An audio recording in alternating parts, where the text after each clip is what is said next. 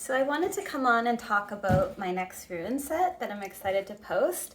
I'm standing next to the window just to show off the stones because they have so many beautiful rainbow hues.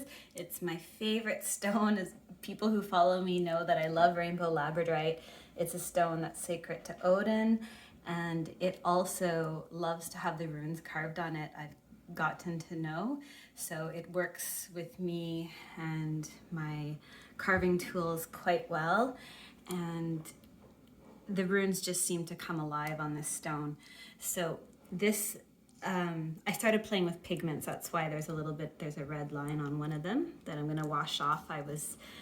I'll get into my pigment colors with this one because, and I say colors because I'm going to do 3 different colors on this stone, but I just want to show off. I brought a handful of them over to the window. I don't know how easy it is to see just how beautiful. I'll put them on the windowsill here and just try to show you just the rainbow hues in the stone and how beautiful they are. I'm not sure, I can't really see the screen, so I don't know if it's really showing off.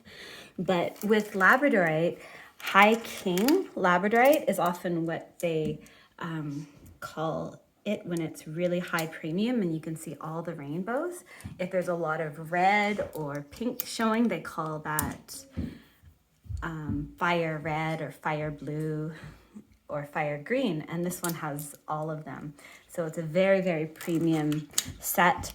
I didn't weigh it, but I think it comes into close to 1,000 carats when I post this set. I'll say the exact amount that it is, but it's definitely, I think, over 900 carats of rainbow Labradorite, just stunning pieces. So the safe thing to do is to do gold or silver because that looks so beautiful on the stones, but I wanted to do something very cultural and significant, and I'm getting that urge from my friends from the... Oh, I cut out, but I'll cut that back together. I put the camera back on the stand. I'm getting an urge to really work with the traditional colors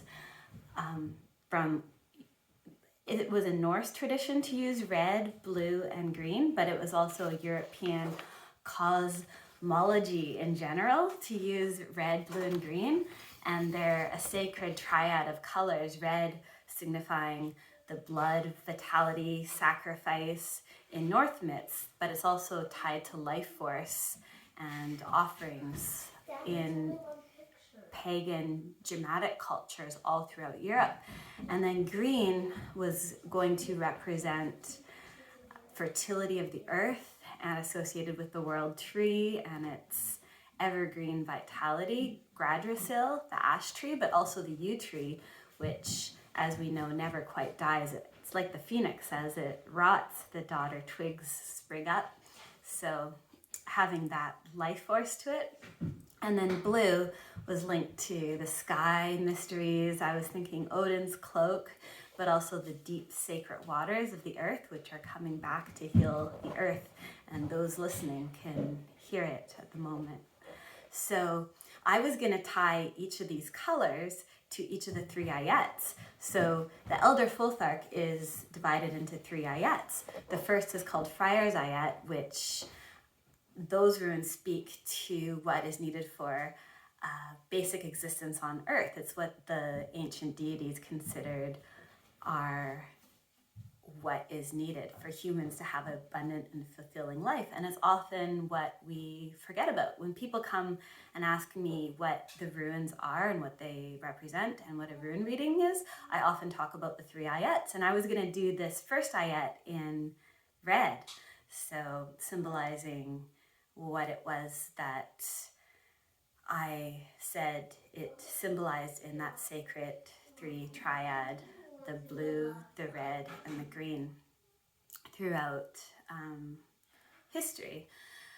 And I was going to do the second Ætt, which is Hagal's Ætt, and it is named after the first rune of that Ætt, Hagal, hailstorm, which pretty much sums up what that Ætt is about. And it's about all the unintended consequences that happen throughout life, both good and bad. And so the runes of Hagal's Ætts speak to all these unintended consequences and give us a permission slip to not take too much on. We have things that come into our life that are good and things that come into our life that are bad. There's aspects of that we can control, but there's aspects of that we can't control. So it is a ripple effect of how to deal with these things that come and shake us up in life at times. And so that I was going to do in green, that life force energy. And that was the color I was going to put with that ayat. And then the final ayat is called Tyre's ayat, and it is all about how we can co-create with nature, and basically ties us to the visible and the invisible realms that we don't see, and it's associated with ancient deities that connect us to co-creating with nature. We're not above nature, but we're not below it either. And we often forget how powerful we are. And we often forget that we have friends in these other realms, these nature realms. And I played a little bit with the pigments. I was gonna do, my daughter has her hand up. I'll talk to you in a bit. I'm just finishing my video. You can come say hi if you want. And so I was going to do the red in kind of like a salmon red to play off the rainbow hues. This one in the camera is really showing off the blue at the moment. I'm not under direct sunlight, just a natural light here. But there are all the colors in this set. It's absolutely beautiful. And then I was going to do the green, a bit of a shimmery metallic green with not too much sparkle. I still wanted it to look very natural. And then I was playing around with the blues, trying to pick the right shade, and I still didn't get it. It still didn't feel right. So I have in a couple of days blue pigment coming in the mail that I think will work good. It was called Medio Blue. I had never heard of that name before, but it was a shade that I saw online that looked like it would work. So I'm excited.